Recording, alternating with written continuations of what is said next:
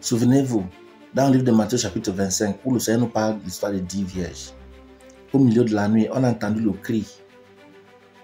Réveillez-vous à la rencontre, réveillez-vous. Cette réveil-là qui s'annonce maintenant, cette révélation d'enlèvement, de l'avènement de Christ, que tout le monde ne fait qu'avoir.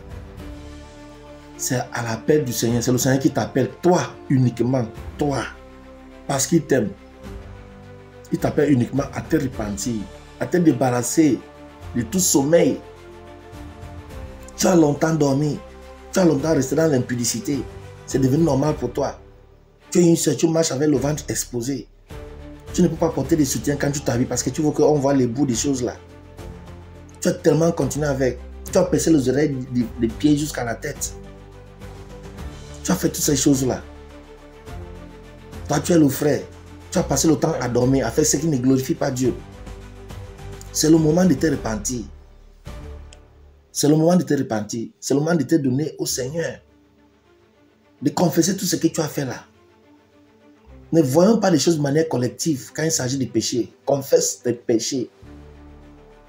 Sinon, le Seigneur va venir et tu vas rester. Et quand il vient, il ne vient pas en tant qu'ami, il ne vient pas en tant qu'agneau. Il vient comme un lion, il n'a pas d'amis. S'il te plaît, frère, s'il te plaît, rassure-toi que tu as de l'huile avec ta lampe.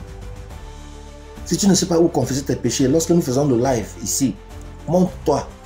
Demande, on t'accepte, tu confesses tes péchés. On prie pour toi.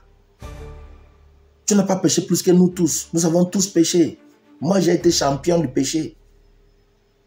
Mais si j'ai confessé mes péchés, confesse tes péchés.